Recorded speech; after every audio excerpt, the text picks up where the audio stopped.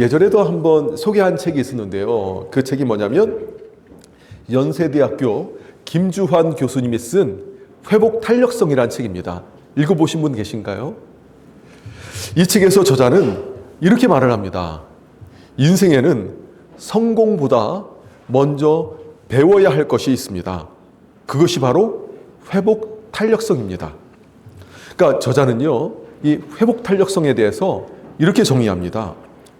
역경으로 인해 나락으로 떨어졌다가도 다시 튀어오를 수 있는 힘, 마음의 힘이 바로 회복 탄력성이다 라고 말합니다. 그래서 이 개념을 설명하기 위해서요, 이 책은 스프링을 비유로 듭니다. 스프링 보세요. 꽉 눌리면 눌리지요.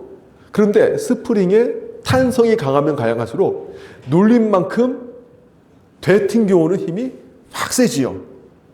이게 바로 회복 탄력성이라는 거죠.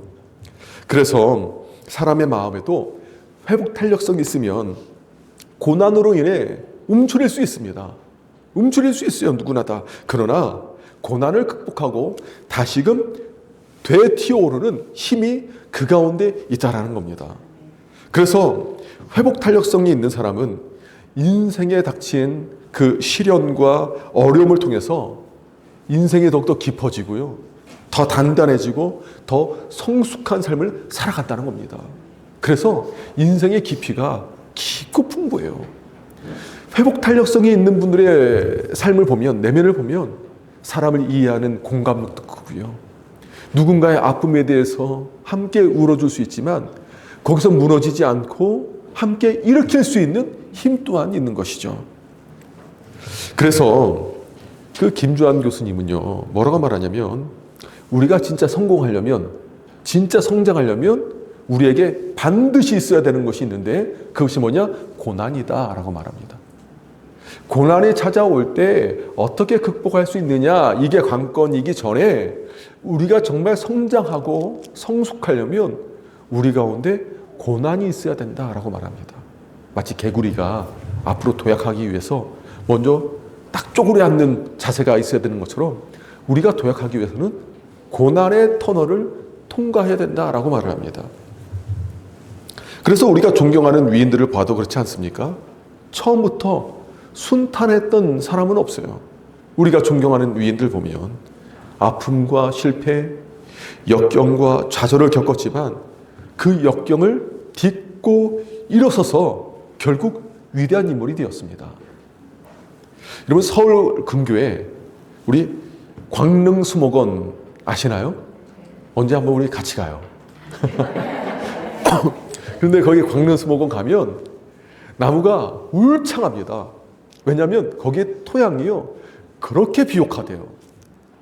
그렇게 토양이 좋아요. 그런데 문제가 뭐냐면 태풍이 불면 그 큰 아름드리 나무들이요, 뿌리째 뽑히는 일들이 종종 발생한다는 거예요. 저도 예전에 갔는데 나무들이 뽑혀 있더라고요. 왜냐하면 땅이 너무 좋아서 그렇대요. 그러니까 나무들이 뿌리를 깊게 내릴 이유가 없는 거예요. 얕게 내리고 있는 거예요. 그리고 자라다가 태풍이 부니까 그대로 뽑히는 거예요.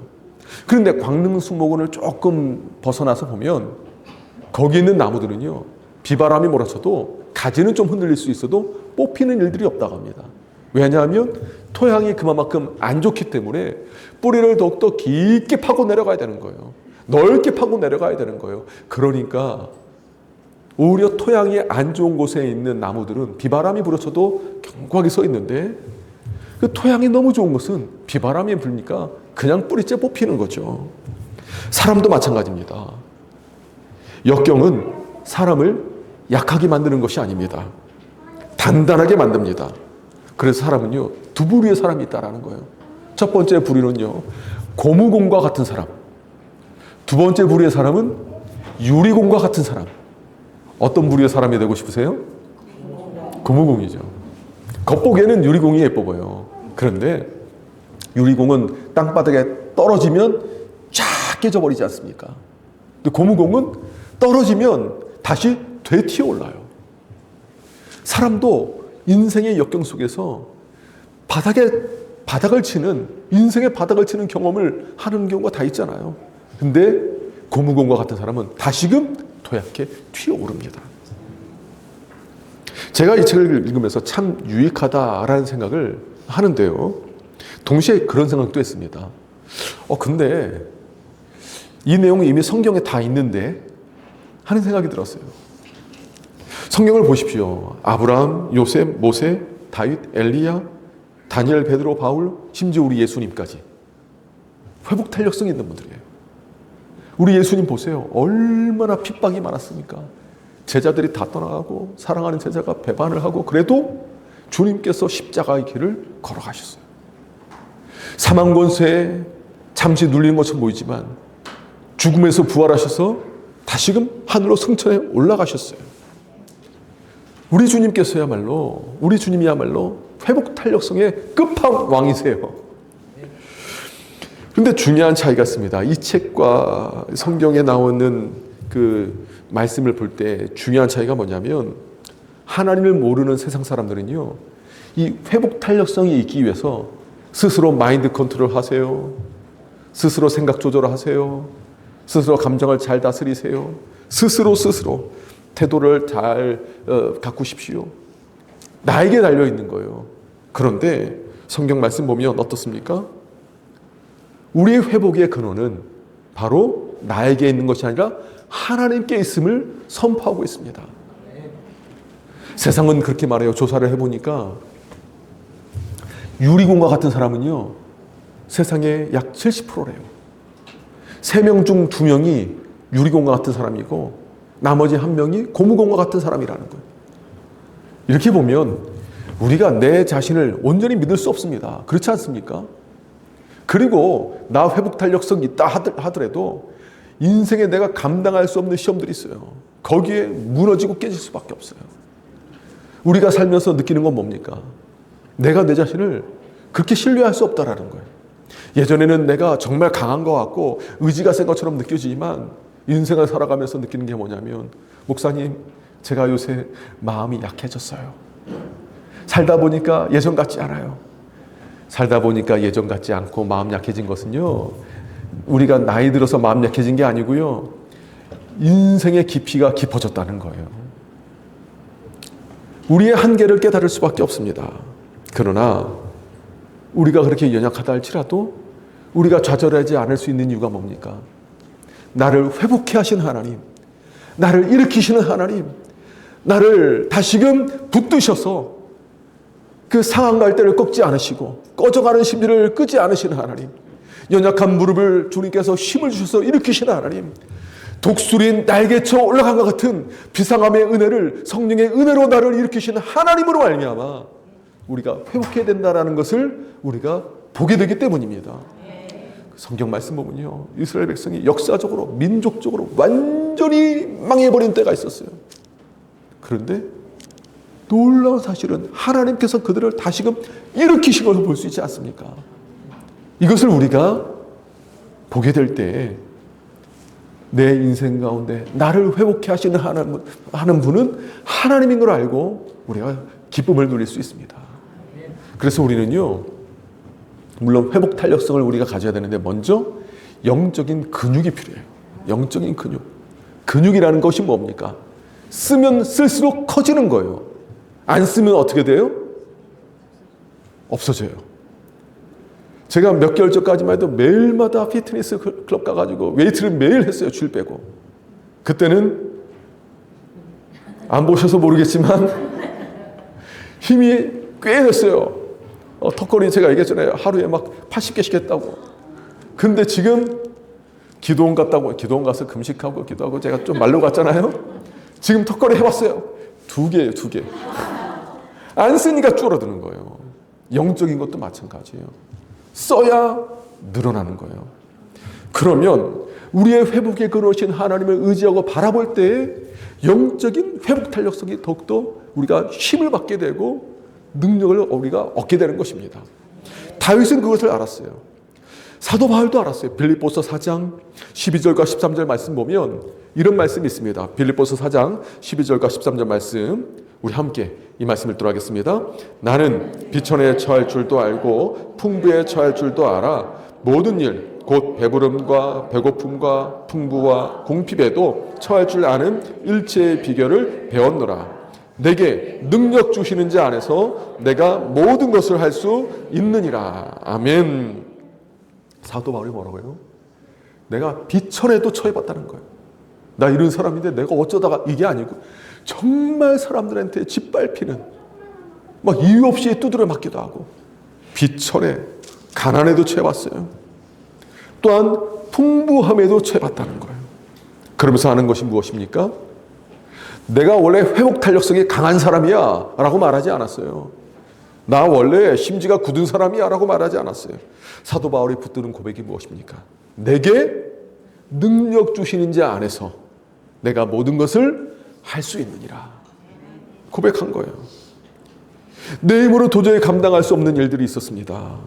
그런데 그 상황에도 내가 감당할 수 있었던 것은 내게 능력 주시는 자 안에서 내가 모든 것을 할 수 있기 때문입니다. 그 고백을 한 것입니다. 그래서 그렇게 다시금 일으키시는 분이 하나님인 것을 보게 됐어요. 여러분, 이 시대에 우리가 회복해야 될 것이 바로 이런 영적인 야성입니다. 온실 속의 화초처럼 이러면 내가 예배 잘 드릴 수 있고요, 이러면 내가 예배 못 드리고요, 이러면 내가 신앙생활 잘할 수 있고, 이러면 하나님 내가 삐졌어요, 나한테 이거 안 들어주실 거예요, 이 기도응답 안 해주실 거예요, 나 그러면 교회 안 나가요. 그런 차원이 아니에요. 여러분, 북한에 있는 지하교회 성도들 보십시오. 목숨 걸고 예수님입니다. 찬양하다 걸리면 순교를 당한다 할지라도 그렇게 찬양하며 살아요. 중국의 지하동포들이, 중국의 지하교회에 있어요. 목숨 걸고 예배를 드려요. 이번 주에 제가 어떤 집사에 만나 뵙고 얘기를 드렸는데, 인도에 갔는데, 인도가 무슬림권이지 않습니까? 거기서 또 현지에 있는 사람들 예수 믿으면 정말 큰일 나는 거예요. 그런데 예배 드립니다. 수천 명이 모여서 예배 드리고 또 헤어지는 거예요. 그 다음 어디서 언제 모일지 몰라요. 갑자기 또 연락 줘서 예배 드립니다. 수천 명이 와서 예배를 드리는데 목숨 걸고 예배 드리는 거예요. 예전에 어떤 목사님의 얘기를 들었는데요. 중국의 지하교회에 있다고 해서 찾아갔다는 거예요. 3일 거리를 갔대요. 3일 거리. 몰래 예배를 드리니까. 거기에 골짜기에 막 아주 험준한 지형인데 거기에 사람들이 곳곳에서 모였어요. 찬송가를 부르는데, 우리 오늘 고통의 멍에 벗으려고 우리 몇 절 있었어요? 보통 우리 4절이잖아요. 길면 5절. 거기는 자꾸 찬양의 절수가 길어져요. 99절. 막 부르다가 찬양 인도자가 은혜 받았어요. 한 번 더 합시다. 1절부터 99절까지 있다. 만약에 우리 99절 하면 어떨 것 같아요? 아, 웬만하면 좀 끝내지 좀. 이 찬양 언제 끝나? 예배 시간 3-4시간이라는 거예요. 뜨겁게 기도하고, 그리고서 다음 언제 예배 드리냐. 여러분, 우리가 너무 온실 속의 하초처럼 살아가고 있지 않는지. 저도 요즘에 반성을 하고 있어요. 제가 믿음의 야성을 잃어버리고 너무 편한 환경 속에서 목회를 해오다 보니까 이렇게 내가 온실 속의 화초가 어느 순간 되어버렸구나. 믿음의 야성을 잃어버리고 믿음의 능력을 잃어버리고 내가 이렇게 오진 않는가. 사도 바울은 비천에 처해보고 풍부에도 처해봤는데 내게 능력 주시는 자 안에서 내가 모든 것을 할 수 있다라고 고백했는데, 나는 하나님 이 정도는 해주셔야 되지 않습니까? 개척교회 하려면 적어도 예배 처소는 가까운 데 있어야 되고 농물은 세지 물론 그렇게 구하고 있지만 우리의 마음 자세가 어떻게 되느냐 지금 말씀드리는 거예요.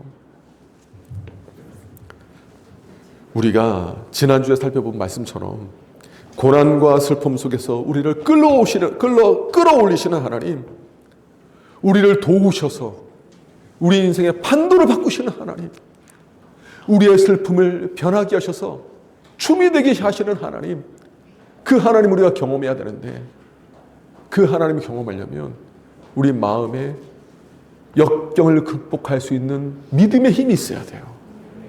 그래야 그 하나님 바라보고 우리도 찬양하며 이것이 나의 간증이요, 이것이 나의 찬송이라는 고백이 나올 수 있습니다. 그러면 어떻게 우리가 그 하나님을 온전히 누리며 이 찬양이 우리 가운데 간증이 될 수 있을까요? 첫 번째 뭐냐면, 한번 따라하겠습니다. 고난 속에서 부르짖어야 합니다. 예. 우리 영적인 회복 탄력성을 우리가 키워나가려면, 영적인 근육을 키워나가려면 고난 속에서요 부르짖을 수 있어야 돼요. 시편 30편 말씀 보면 다윗이 회복하게 되는데 회복의 출발점이 내가 생각을 바꿨어요. 내가 내 감정을 잘 조절했습니다. 라고 말하지 않습니다. 회복의 출발점은 부르짖음에 대해서 말하고 있어요. 2절 말씀, 우리 2절 함께 말씀을 들어가겠습니다.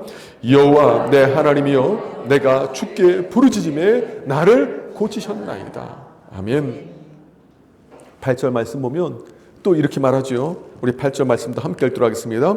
여호와여 내가 주께 부르짖고 여호와께 간구하기를. 아멘. 계속해서 다윗이 뭐라고 말합니까? 부르짖었습니다. 부르짖었습니다. 이게 회복의 출발점이었어요. 내가 감정을 잘 조절했어요. 물론 감정 조절 필요해요. 근데 감정 조절했다라고 말하는 게 아니라 하나님 내 원통한 상황, 괴로운 상황 하나님께 부르짖습니다. 여러분, 부르짖다라는 말은요, 때로는 절규처럼 들려요. 절박함 속에서 터져나오는 외침입니다. 그런데 그 부르짖음이요, 목소리로 쫙 할 때도 있지만 속으로 할 때도 있어요. 속으로 내 심령이 하나님께 내 심령의 외침이 닿을 수 있을 정도로 쫙 할 수도 있어요. 어찌되었든 간에 다윗은 하나님께 부르짖었어요.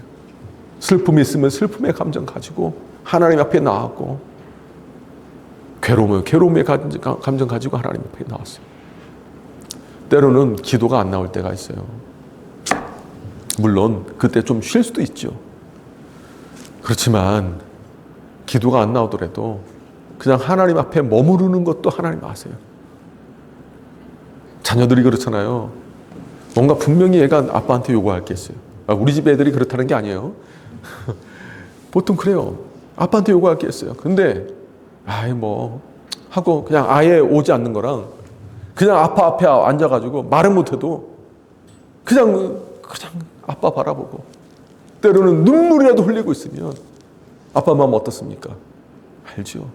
네가 지금 힘들구나. 네가 아빠한테 하나하나 일일이 다 못하더라도, 말을 못하더라도 네가 지금 아프구나. 알지요. 마찬가지예요. 우리도 하나님 앞에 나아가서 기도가 안 터질 때도 그냥 눈물 흘려도 돼요. 하나님 왜 안 도와주십니까? 속상하면 그렇게 말할 수도 있어요. 다윗도 그랬으니까. 중요한 것은 절박함 속에서 하나님 외에는 내 소리 들어줄 분 없으니까 주님 앞에 나와서 부르짖기도 하고 탄원하기도 하고 가슴 아픈 얘기 하면서 울기도 하고. 다윗은 그러지 않았습니까? 주님, 내가 이렇게 울면서 다니잖아요. 길거리 다니는데 내가 너무 울어서 내 눈에 진물이 날 정도입니다. 내 요가 적실 정도입니다. 내 눈물 보시잖아요.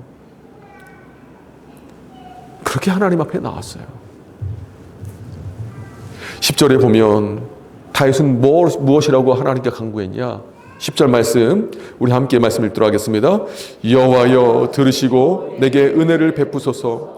여호와여 나를 돕는 자가 되소서 하였나이다. 아멘. 다윗이 지금 하나님께 은혜 베풀어 달라고 말하는 거예요. 은혜의 원래 뜻은 뭐냐면 선물을 주다예요. 선물 주다. 그런데 어떤 때 주냐? 나를 좀 불쌍히 봐주세요.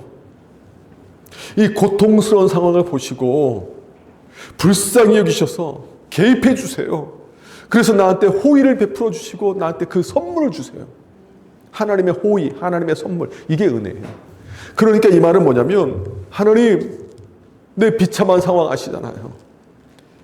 저를 불쌍히 여기시고 나 좀 도와주세요.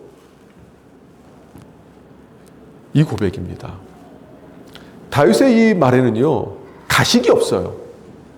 좀 미사여구를 화려하게 꾸민다거나 논리적으로 하나님을 좀 설득시키려고 한다거나 좀 설득력 있게 기도하려고 한다거나 그러지 않았어요.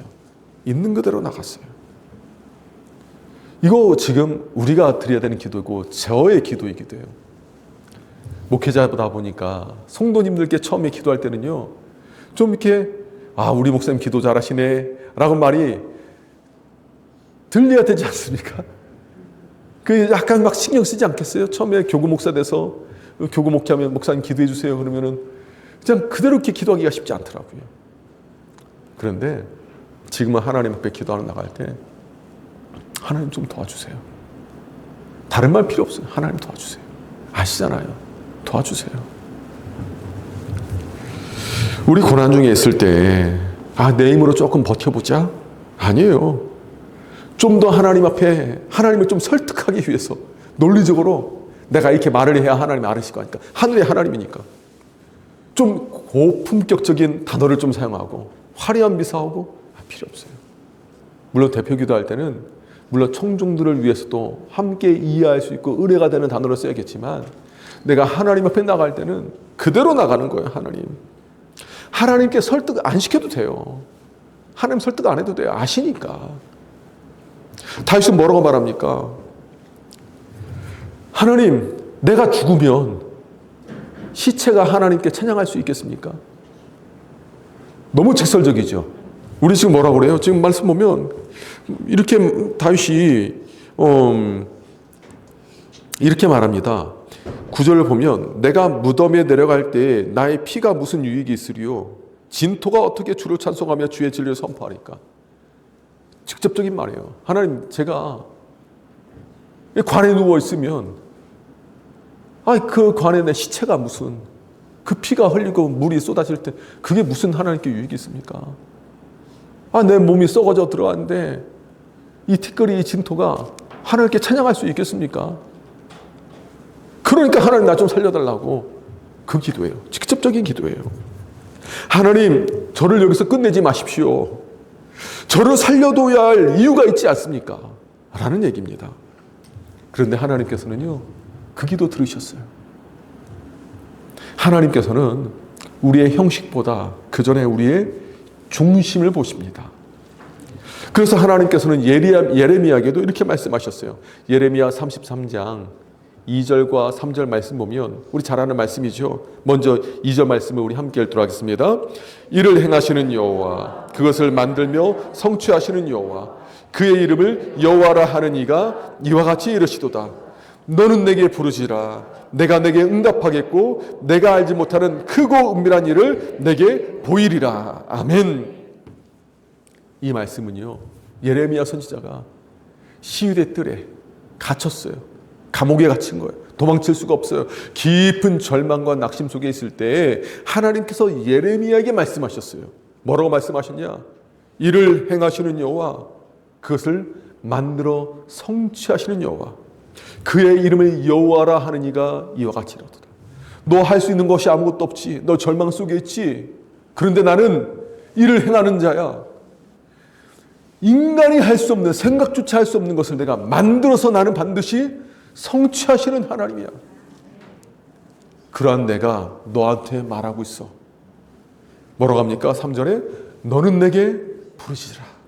내가 내게 응답하겠고 네가 알지 못하는 크고 은밀한 일을 너에게 보이리라. 아멘. 하나님께서 예레미야에게 말씀하신 거 뭡니까? 부르짖으라는 거예요. 인생의 바닥을 칠 때, 역경과 고난 속에서 눈물을 흘릴 때 회복의 첫걸음은 부르짖음에서 일어나는 줄 믿으시길 바랍니다. 여러분, 다윗도 마찬가지예요. 다윗이 하나님께 나갈 수 있었던 것은 그가 부르짖을 수 있었기 때문이에요. 물론 부르짖을 수 있는 힘을 주시는 분도 하나님이세요. 우리가 하나님께서 우리에게 은혜 주지 않으면, 믿음 주지 않으면 부르짖지 못합니다. 그런데 부르짖을 수 있는 힘을 주시는 것도 하나님이시니까 기도가 안 나오면 하나님 앞에 머물면서 한숨 쉬다가도 하나님, 부르짖을 수 있는 힘을 주세요. 믿음을 주세요. 라고 구하는 것이 중요합니다. 여러분, 이것이 바로 고난 속에 우리가 누릴 수 있는 큰 은혜인 줄 믿습니다. 여러분, 우리도요, 기도하고 응답받는 은혜를 누려야 되지 않겠습니까? 혹시 지금 고난 가운데 있는 분 계십니까? 기도하는데 뭐라고 기도해야 될지도 모르고, 기도하는데 기도의 그 언어가 화려하지 않아서 뭐라고 기도해야 될지 모르겠어요 라고 말하는 분 계십니까?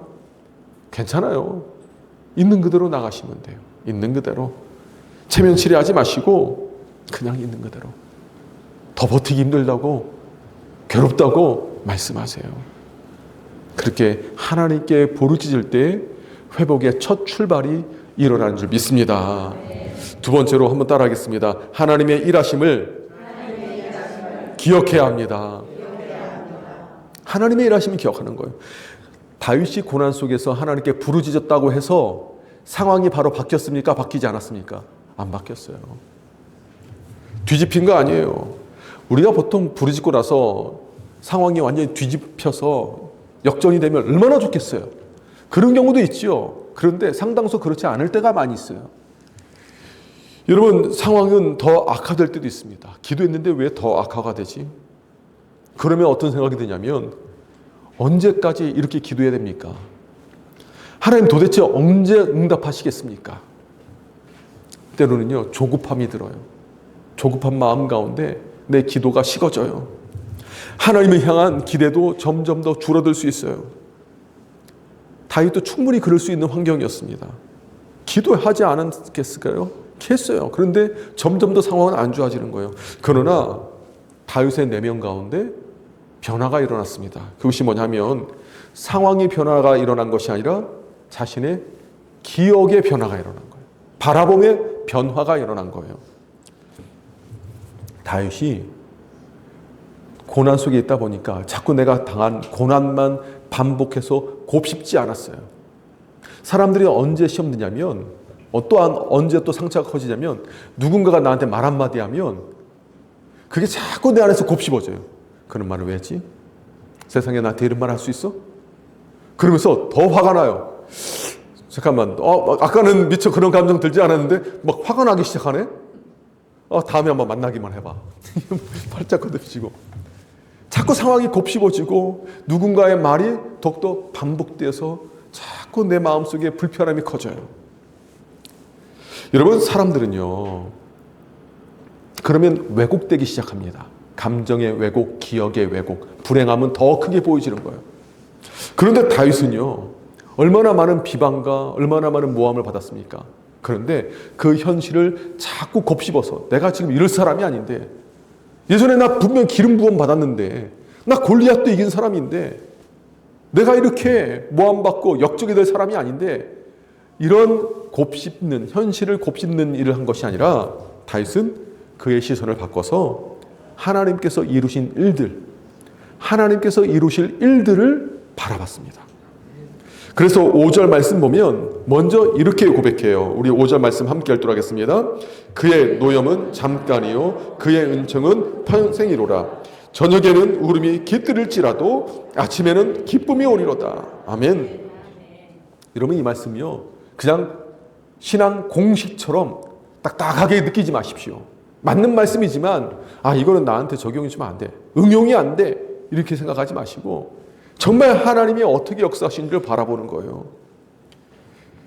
다윗은 이렇게 믿었습니다. 이 고통 영원하지 않습니다. 이 괴로움 영원하지 않습니다. 왜 그렇습니까? 하나님은 나에게 늘 화나 있는 분이 아니기 때문이에요.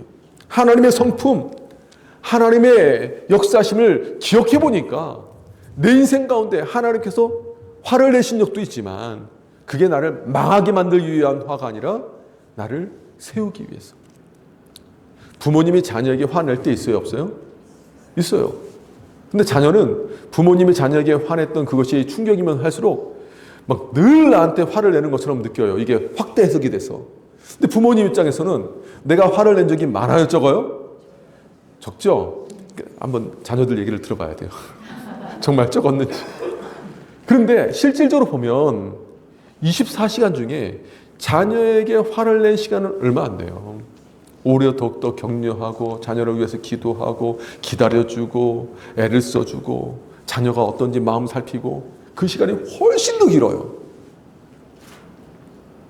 마찬가지입니다. 우리 하나님께서 우리에게 화를 내실 때가 있지만 그래서 우리가 그것이 너무 충격이고 힘드니까 하나님께서 늘 나한테 화를 내신 분이라고 오해할 수 있는데요. 다윗은 그러지 않았어요. 순간 그럴 수 있지만 그의 노염은 잠깐이요 그의 은총은 평생이로다. 저녁에는 울음이 깃들을지라도 아침에는 기쁨이 오리로다. 하나님께서 이루실 일들 바라보는 겁니다. 하나님은요, 나를 무너뜨리기 위해서, 망하기 위해서 화내신 분이 아니에요.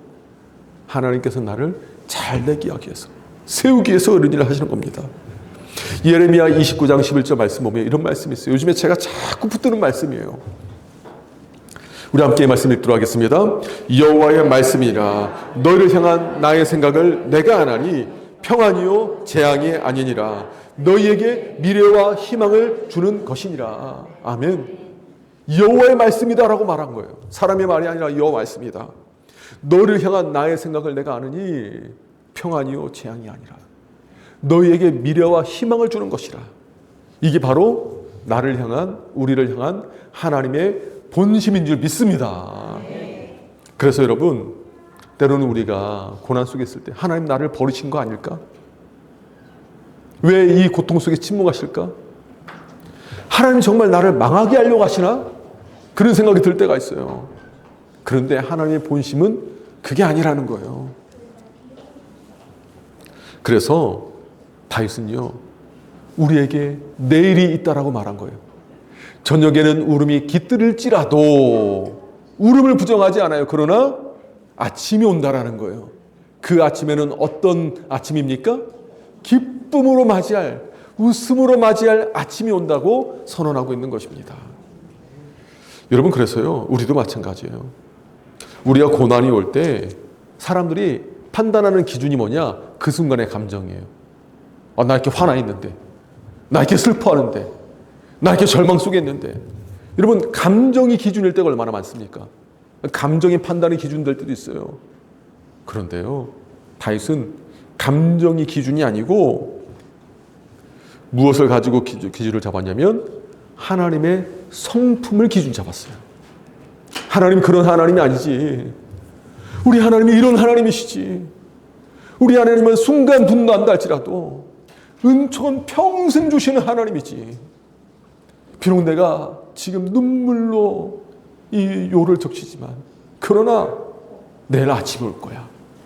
나는 잠을 잔다 할지라도 그 사이에 누가 역사하십니까? 하나님이 역사하시니까 기쁨으로 맞이할 아침이 온다라고 다윗은 선언한 것입니다. 그렇게 여러분, 우리가 하나님께 부르짖을 뿐만 아니라 하나님께서 이루신 일들, 하나님께서 이루실 일들, 하나님의 성품을 기억하시면서 영적인 회복 탄력성을 가지시길 바랍니다. 마지막으로 한번 따라하겠습니다. 감사로 찬양하며 하나님께서 하신 일들을 선포하십시오. 예, 고난의 끝자락에 있을 때 오히려 다윗은 감사를 선포했어요. 하나님께서 하신 일들, 이루실 일들을 선포하며 찬양했어요.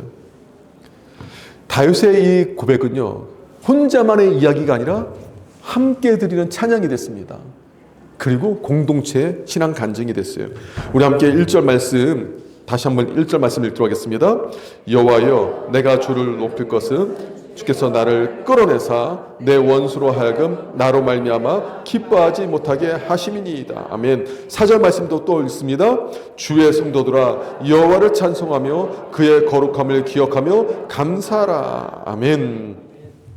다윗은 이렇게 공동체가 함께 찬양하고 감사할 수 있도록 선포한 거예요. 때로는 이게 우리가 조심스러울 수 있어요. 아유, 또 저 잘난 체 한다, 저 또. 누가 간증하면, 또 저렇게 잘난 체 하네. 아니에요. 우리가 내 자랑하면 잘난 체지만 내 삶의 역사하신 하나님 자랑하면 그것이 찬양이 되고 간증이 되는 줄 믿습니다. 그래서 우리가 누가 이렇게 간증하고 찬양하면요, 질투하지 마세요. 왜 하나님은 저렇게 저 집은 이렇게 역사하시면서 우리 집은 왜 이렇게 역사 안 하셔? 저 집은 이렇게 풀어주시면서 내 집은 왜? 아니에요. 저 집에 역사하신 하나님 보면서 하나님 살아계시다. 그러면 이제는 우리 집에서 역사하실 차례다. 나도 저렇게 찬양하길 원합니다. 라고 선언하는 우리가 되길 원합니다. 그래서 11절의 말씀 보면 공동체가 이렇게 고백하게 하지 않습니까? 우리 함께 말씀 읽습니다. 주께서 나의 슬픔이 변하여 내게 춤이 되게 하시며 나의 베옷을 벗기고 기쁨으로 띠띠우셨나이다. 아멘. 그럼 이건요, 현실 도피? 아니에요. 모든 문제가 사라졌다? 아니에요. 여전히 있지만 그러나 하나님께서 내 삶에 역사하셨습니다. 지난주에 말씀드린 것처럼 배옷은 애통과 상실로 오십니다. 그런데 그것을 하나님께서 벗기셨고 기쁨으로 나를 띄우셨으니 내 인생 가운데 하나님께서 개입하시기 시작하셨습니다. 역전하기 시작하셨습니다. 이 고백을 하는 겁니다. 그래서 다윗은 12절에 이렇게 선언하죠. 우리 함께 말씀 읽습니다. 이는 잠잠하지 아니하고 내 영광으로 주를 찬송하게 하심이니 여호와 나의 하나님이여 내가 주께 영원히 감사하리로다. 아멘.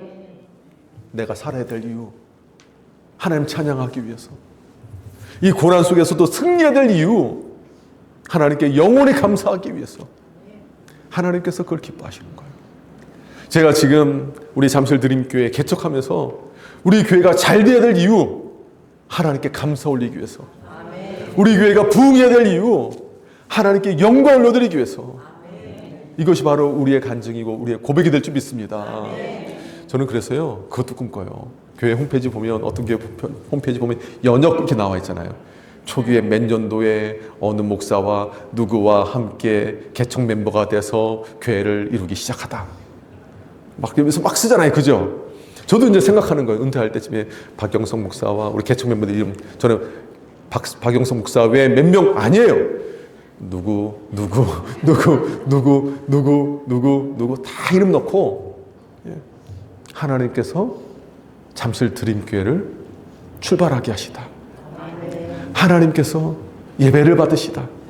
하나님께서 영광 받으시다. 하나님께서 이렇게 다음 세대를 살리시다. 이런 소망감이 있어요. 그래서 저는 우리 첫 설립 예배 드릴 때 소망 중에 하나가 뭐냐면, 하나님 그때 죽은 영혼이 주님 앞에 돌아와서 정말 살아난다는 그 의식인 세례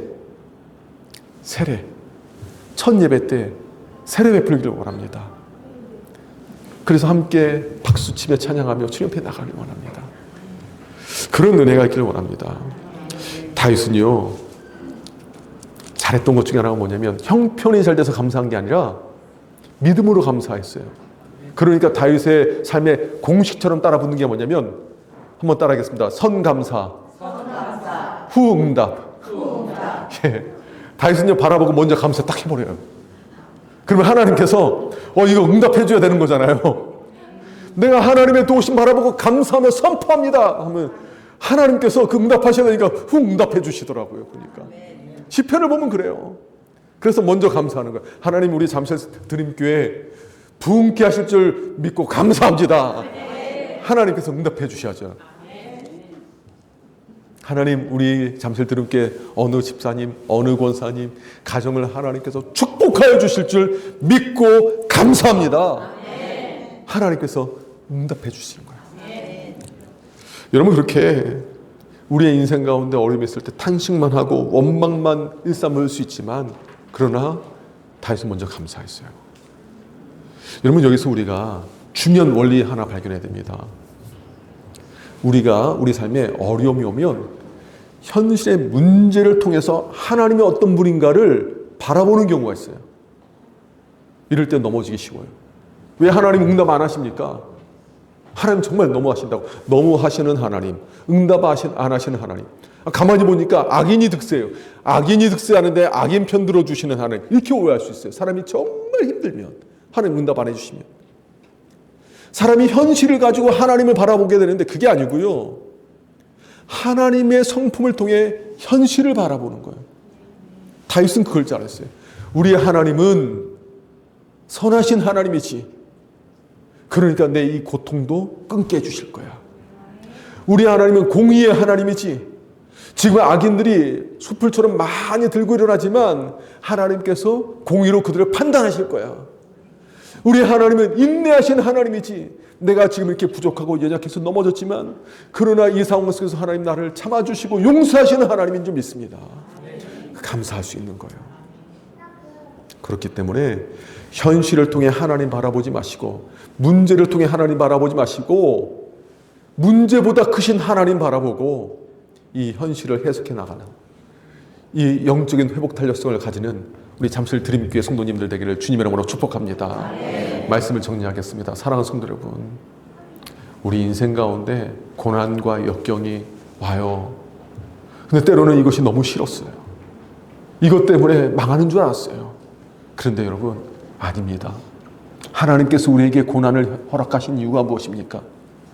우리의 믿음의 뿌리가 더욱더 깊어지고 단단해지라고, 우리의 믿음이 더욱더 강건해지고 하나님을 더욱더 의지하라고, 우리를 잘되게 하려고 하나님께서, 우리를 더욱더 견고하게 세우기 위해서, 우리를 더욱더 하나님께서 하나님의 보좌 가운데 품기 위해서 하나님께서 우리에게 고난을 허락하십니다. 그러니까 우리가 고난의 터널을 통과해야 될 때에 앞이 보이지 않고 이것이 언제 끝날지 모르는 그 어둠 속을 걸어간다 할지라도, 이것이 사망의 음침한 골짜기를 걸어가는 것처럼 느껴진다 할지라도, 그때 우리가 반드시 기억해야 될 것이 있습니다. 그것은 바로 이 고난은 우리를 망하게 하기 위함이 아니라 우리를 더욱더 깊고 성숙한 사람으로 세워가기 위함인 것입니다. 왜냐하면 우리를 향한 하나님의 생각은 평안이요 재앙이 아니기 때문입니다. 우리에게 미래와 희망을 주는 것이 바로 하나님의 본심이기 때문입니다. 그렇기 때문에 우리는 고난 앞에 무너지지 않는 하나님으로부터 오는 진정한 회복 탄력성, 고난을 극복할 힘을 우리가 가지고 있어야 됩니다. 우리를 회복해 하시는 하나님으로 말미암아 일어나야 돼요. 그렇기 때문에 하나님께 부르짖으십시오. 하나님께서는 들으시고 응답하십니다. 하나님께서는 우리의 기도를 통해서 일하시기를, 새 일을 이루시기를 즐거워하시는 하나님이십니다. 둘째로, 문제의 크기보다 하나님의 위대하심을 바라보십시오. 그래서 하나님을 기억하고 하나님께서 이루신 일들, 이루실 일들 바라보고 선포하십시오. 마지막으로 감사와 찬양으로 하나님 앞에 나가시길 바랍니다. 그것이 바로 우리의 간증이 되고 우리의 산 소망이 되어서 오늘도 우리를 승리케 하실 하나님, 고난을 극복할 힘을 주실 하나님으로 말미암아 믿음으로 승리하는 우리 잠실 드림교회 성도님들 되기를 주님의 이름으로 축복합니다.